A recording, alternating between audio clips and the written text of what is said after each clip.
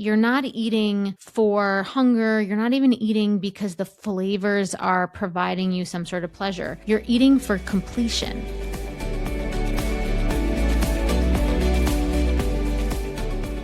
Hello and welcome to another new episode of Emotional Eating Unwrapped. I'm your host, Alana Kessler, and today we're going to talk about the 5 reasons you keep eating past full, even when you quote unquote know better. If you're watching on YouTube, you just saw my air quotes.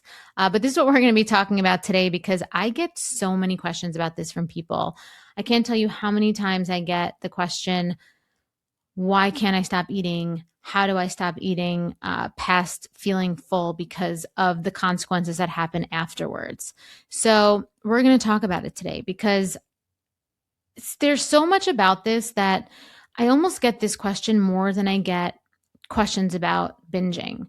And I almost find that people have a harder time with eating past full sometimes than they do with binging. And I think because binging has more of a story attached to it, right? Binging is more obvious. It's an episode. It has a beginning, it has an end. It's more dramatic. You know that something happened when you binge. But eating past full, it's different. It's more nuanced. And if you keep doing it, you almost can get to this place with yourself where you can quietly erode the trust you have in yourself because you're like, why do I keep doing this? And it's something that you end up just collecting these small moments of berating yourself and just bullying yourself almost. And like I said, you create this space with yourself that begins to create a lack of trust. Okay, so when we talk about eating past full, I mean that you finish your plate, you know you don't need more because you feel that kind of fullness inside of you, and yet you do still continue to eat. And the thing is that afterwards, and this is really where the issue comes in, is that you're not wondering why you were hungry. Instead, you're berating yourself for why you didn't stop. And today I'm going to talk about the reasons why that happens, because there are reasons why that happens, and a lot of them have nothing to do with the food itself, right? Most of them, the majority of them, don't really have to do with the food itself, and it doesn't have to do with discipline. And it's not even about you so much, like you per se and your person and your character. And so I'm hoping that at the end of the episode you'll feel a lot more lightness around the situation and some direction for how to move forward when this inevitably happens to you. Because even for me, I still eat past full, and it's really about how you respond to it more than anything else. Okay, so before we dive in, I just want to introduce myself. If you're new to me, my name is Alana Kessler. I'm a registered dietitian. I am also a functional dietitian. I've been in the health and wellness space for over 20 years, and I've done all the things: yoga, mindfulness, like I said, worked in hospitals, all the different things. But my passion is helping people really find love with their body, lose weight, reconnect with themselves in an authentic way, overcome any kind of emotional or addictive behaviors with food, and just really live your best life. So if you are new and you are here, welcome, and we are going to dive right in. So the reason number 1 why we often eat past full is because the sensation of fullness doesn't feel safe yet to you. And this one is a surprise for a lot of people because for many people, stopping at fullness, it doesn't feel grounding. It feels exposed, right? Stopping at fullness doesn't feel like, oh, okay, I'm settled, I'm grounded. It feels more like it's like you're exposed, because when you're full, what happens is the food is gone, right? If you say to yourself, I'm full, that means that the experience of eating and of getting getting the sensation from food is gone, right? The comfort is ending. The moment is over. And if food and eating has been your way to stay regulated, right, has been your way to feel like things make sense for you, like things have a structure for you, stopping when you're full can feel like you're standing in midair. So you keep eating, not because you want more food or because it has anything to do with hunger, but because you're not ready to lose the feeling of the anchoring that the experience of eating the food is giving you. Right? So your body isn't saying, I want more food. Your body is saying, don't take this away from me yet. Don't take this experience of being anchored away from me yet. And this is especially common if food has been your only reliable comfort or your only reliable sense of grounding or anchoring. So eating past full here has nothing to do with your inability to stop eating food, right? Your lack of control. That has nothing to do with this. It's fear of losing your certainty tool, your regulation tool, your feeling of anchoring too soon. Okay, so that's a really important insight and reframe to think about.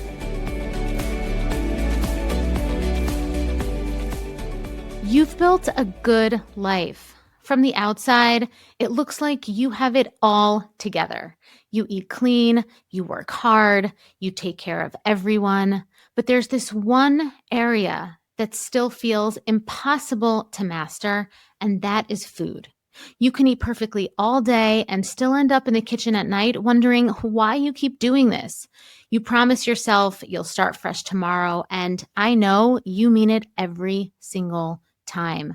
But the cycle, it always finds its way back, especially when you're stressed, when you're overwhelmed, or when you're just tired of being the one that's holding it all together. And I get it because I lived that way for years. And what I learned is this. The problem, it was never about food. It was the pressure underneath it, the perfectionism, the self-doubt, the part of me that never felt safe and secure to just be me. And that's why I created the sober eating sequence. It's a proven 3-phase method that rewires the emotional patterns and the belief systems driving overeating so you can relax, trust yourself around food, and release weight completely naturally, without force and without obsession. Because when your body feels secure, it lets go. The cravings quiet, the self-punishment, it softens, and food, it stops being the thing that you have to fix. This is not another plan. This isn't another rule book. It's a revolutionary transformation for your nervous system, for your body, and for your identity. So join the sober eating movement today. Another reason why you're eating past full is because you're still eating for the feeling, right? Because there's a moment, usually a few bites past full, where the eating shifts, right? This happened to me so many times. And this happens, in binges. This happens in moments like this, right? Where the taste isn't even good anymore. Right? Your body is actually satisfied. The taste isn't even providing you anything good, but something else is happening instead. Right? You're not eating for hunger. You're not even eating because the flavors are providing you some sort of pleasure. You're eating for completion. Okay? You're eating for completion. You're eating for the ritual. You're eating for the calm. You're eating for the way that chewing, the act of chewing makes you feel like something's happening, right? This is why slowing down doesn't always fix it, because it's not about speed, right? That's the thing. Like, a lot of advice is like mindful eating, take slow bites, but a lot of this has nothing to do with that. right? It's not about the speed of the eating. It's about what the eating is doing for your nervous system. So if food has been your way to stay present, okay, if food has been your way to, um, to stay in, to feel in yourself, to feel like, you're not dissociating, stopping can feel really disorienting. So you keep going, not to get, more fuel, more pleasure, like we talked about, but to avoid the drop off. Ironically, as we all know, once you eat to the point of no return, you dissociate anyway because you get numb and like you're not really in your body anymore anyway. So, that's when we get to eating way past full. But the reason why we do this is because of the initial idea that we want to continue in the behavior so that we could stay present with our lives, because that's what the act of eating is our vehicle for, our vehicle to stay present. So reason number 3 of why we often eat past full is because your body is bracing for scarcity. Okay, and this one is old and deep. Okay, I don't care where you come from. I don't care what your background is. I feel like it's a generational, I feel like scarcity mindset is a generational trauma. Okay, we all have it. We all have to heal it. But this one is old and deep. So if you have spent years, right, dieting, restricting, telling yourself I shouldn't eat this, right? If if you have also been around people that it's scarcity mindset around food, your body learns something important, right? Your body learned that food might disappear. And this could even be like, you might have seen people, so scarcity can come from dieting and restricting, but can also come from seeing people hoarding food, right? Or like overeating food a lot because of this scarcity mindset that it's not going to be readily available in the future. So when it is available, and so say like, and especially if you compound that with the diet culture mindset where you have restricted or where something felt off limits to you, your body will be like, finish this just in case I never, or to finish this just in case I never see this again, or it's something that I'm not going to be able to have again. Right? It kind of puts the food on a pedestal. And it doesn't matter, even if you're full, right? And even if in a logical and, more kind of mature mindset, that you can have it again. What's important is that in these moments, knowledge doesn't undo conditioning, right? Knowledge doesn't undo this deep-rooted scarcity mindset. So when you think about yourself at a party or at a buffet, that's why buffets are so hard for a lot of people, because there's this abundance of a lot of food that, either we restrict, we don't eat, or, we feel we have to be really rigid around or really disciplined around. And it's there in like multiples, and the portion sizes are huge, right? You can go back for like thirds, sevenths, tenths. And so it's so crazy, right? And instead of thinking like, wow, there's so much of this, of course it's going to be, of course, like it's an abundance, right? Instead we think like, oh my God, this might be the last time that I'm ever going to see this. And so your body isn't eating past full with these things because you're reckless. It's doing it because it's a survival mechanism, right? Eating past full here is your body saying like, I don't trust that it's safe not to do this yet, right? I don't trust that stopping when I'm full here is safe. I don't think that I'm going to ever be able to have this again, right? There's this deep-rooted belief. So this is a really interesting and important belief system rewire that is really important to do here, because learning to move from scarcity mindset to abundance mindset and realizing that food is always going to be readily available is, is really important, and that you're going to be able to have this again. And, the idea that you need to be, you need to approach it with a mindset of scarcity is not needed. Okay. So reason number 4 is stopping when you're full means that you're going to have to feel what comes next, right? Means that you're going to have to feel what comes next existentially even, right? So for a lot of people, food doesn't just fill the stomach, right? Eating is eating and feeling the sensations of fullness. It's not just about filling the stomach, it fills the space. And so when eating stops, what's left is silence, right? It's why a lot of my clients often say that they'll have dinner and then they'll go, sit on their couch and they'll watch TV and they'll find themselves like going back for a snack. Now that has nothing to do with, and they'll overeat the snack, and that has nothing to do with hunger.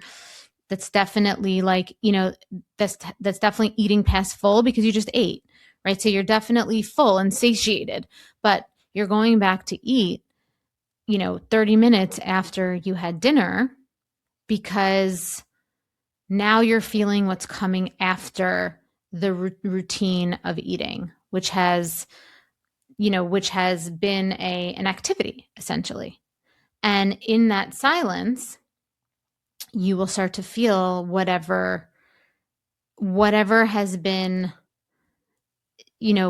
whatever you have been distracted by during your day, right? Whether that's work, family, responsibilities, eating, right? So you're going to start to feel the loneliness, the sadness, the restlessness, the anxiety, the feeling of being alone with yourself, whatever that brings up for you. So you take another bite, right? You mosey on over to the kitchen, you take out these things, you take out whatever it is for you, the chips, and it can be healthy stuff too, right? So this isn't even just like chips and ice cream and candy. This is like, it could also be quote unquote healthy food, right? We're not talking about good or bad foods here. We're talking about eating past full. This could even be like healthy things, technically, your general healthy stuff. So, but when we talk about the behavior of eating past full, you're sitting with these feelings of what comes after the formal eating experience has come to a close, and you take another bite, you take another, and again, the reason why you're continuing on is because you want to delay your contact with whatever emotion or whatever existential experience is waiting underneath. And so when it comes to eating past full in this context, right, which is often the why do I eat a half hour after I finish dinner on the couch watching TV? This is the reason. And it's not self-sabotage, it's actually self-protection, right? You're protecting yourself from feeling what's coming next.